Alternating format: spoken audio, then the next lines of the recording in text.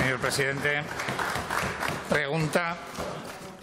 Pregunta número 656-20, relativa a la elaboración de los presupuestos de la comunidad autónoma, formulada al presidente del Gobierno de Aragón por el Grupo Parlamentario Ciudadanos. Para su exposición tiene la palabra el señor Pérez. Gracias, presidente. Buenos días, señor Lambán. Ante todo, quiero decirle que me alegra verle felizmente recuperado, con buen aspecto. Me imagino que la procesión en otros aspectos va por dentro, pero bueno, en cualquier caso, feliz regreso a esta Cámara. Mire, por cuestión de procedimiento, esta pregunta se registra unos días antes de la celebración de esta sesión de control, pero lejos de haber quedado obsoleta, yo creo que tiene más vigencia, si cabe, que en el momento de formularla, porque ha sido una semana muy complicada, con 2 decretos por medio, tendentes, y ojalá sea así, al objetivo de salvar vidas y poder plantar cara, poner pie en pared con ese COVID tan devastador. Y digo que tiene vigencia porque esos decretos nos llevan una vez más a poner la mirada en la mesa de la reconstrucción, en saber que hemos sido capaces de consensuar 273 medidas desde la práctica unanimidad de esta Cámara, agentes sociales incluidos y demás, para poder entablar esa lucha.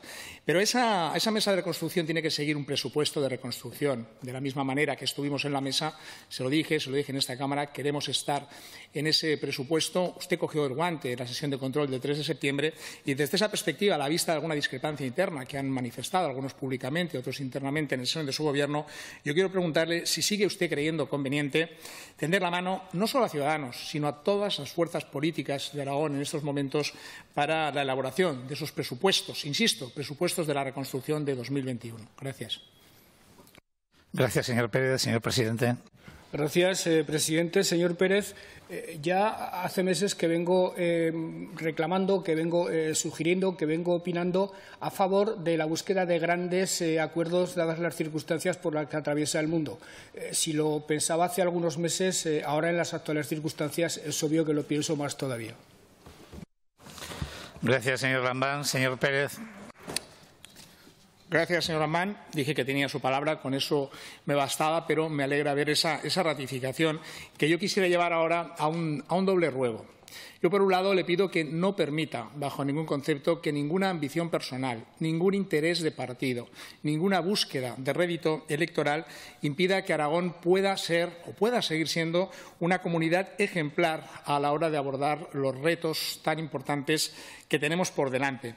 Y me va a permitir, dentro de ese capítulo de ruegos, aunque usted acaba de hacer referencia a ello, quizá una forma también de sumarme en nombre de todo mi grupo, el poner la mirada, poner el foco en uno de esos sectores. Nosotros siempre hemos dicho que el objetivo es doble, salvar vidas y empleos, pero creo que si hay un sector en el que confluye ese objetivo de salvar vidas y empleos es el sector de la hostelería, un sector que está ya sufriendo y va a sufrir probablemente uno de los efectos más devastadores de este tsunami.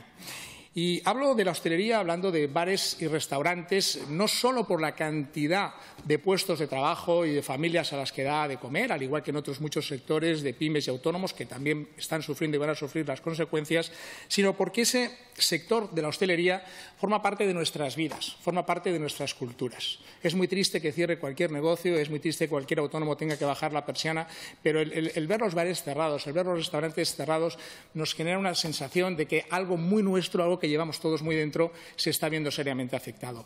Yo ahí, aunque sé que usted ha mantenido ya esas reuniones de contacto, quería rogarle, quería pedirle que ya sé que son muchas las peticiones, son muchos los frentes que abordar, pero los recursos son limitados. A la espera de poder cerrar ese presupuesto 2021 cuanto antes, donde se puedan cuantificar las partidas, que hagamos ya esfuerzos en cifras, en datos, que pudiéramos decirle a los hosteleros qué podemos poner ya encima de la mesa para que esta noche puedan conciliar el sueño con mayor tranquilidad. Nos sumamos al SOS. Salvemos la hostelería poniendo todos nuestros recursos a su alcance, pero por una razón también, porque la hostelería, no lo olvidemos, es un sector prioritario y primordial para asentar como piedra angular otra joya de nuestra corona, que es el turismo, en el que también, como no, vamos a tener que echar el resto. Gracias, señor Lambán.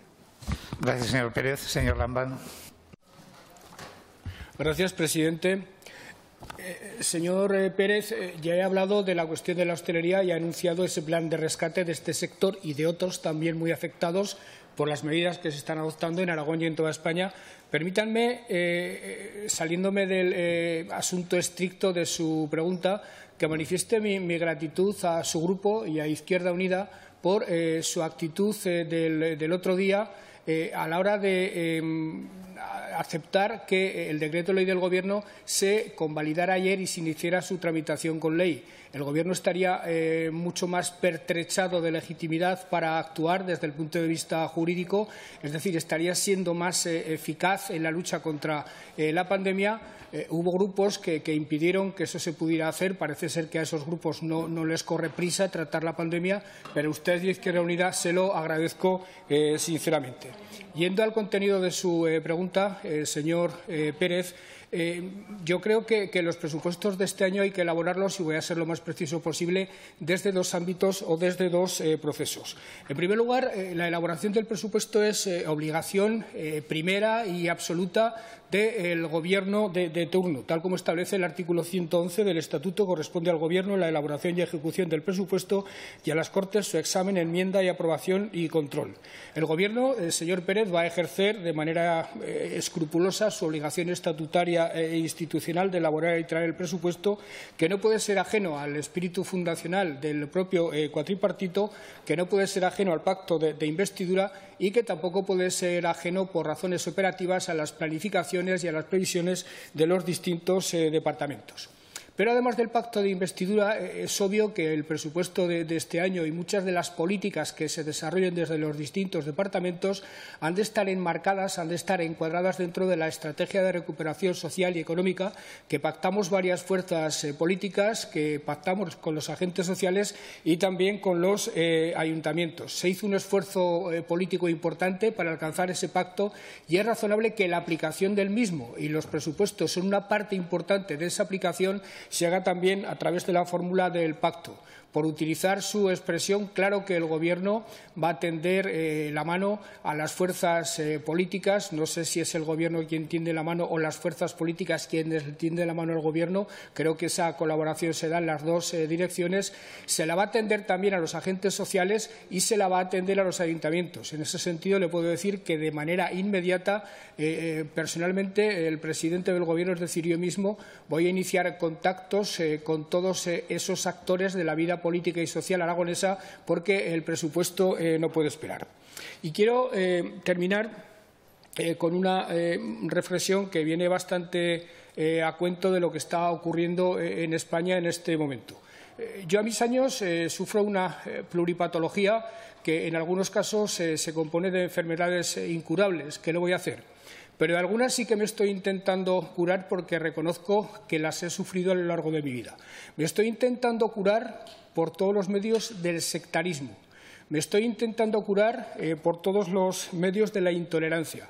Y me estoy intentando curar por todos los medios de esa especie de sensación de superioridad moral que yo he tenido por adscribirme a una ideología concreta. De la misma forma que le recomiendo esa misma superación a quienes desde su ideología se consideran mejores que los demás desde el punto de vista moral.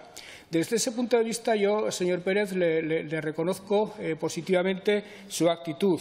Lo fácil sería en este momento abstenerse de implicarse en las tareas de la gobernanza de la comunidad, limitarse a ejercer de manera férrea y sistemática la oposición. Yo reconozco que en otros momentos es la actitud que he tomado y no estoy precisamente orgulloso de ello, pero esta la magnitud de los problemas. Ha evolucionado de tal forma la política española y mundial en los últimos tiempos que ese tipo de actitudes son absolutamente condenables. Y estoy absolutamente convencido de que o se modifican las conductas de los políticos españoles de todos los partidos, superando sectarismos, intolerancias y consideraciones absolutamente absurdas de superioridad moral, o ese pronóstico que están haciendo algunos medios de comunicación europeos de que España se aboca a ser una especie de Estado fallido, podría hacerse realidad. Creo que estamos a tiempo de evitarlo y el punto de partida de esa superación de esa especie de pandemonio en el que está viviendo España parte de que, desde el punto de vista de las actitudes morales y éticas, los políticos cambiemos radicalmente nuestra actitud. Gracias, señor Gambán.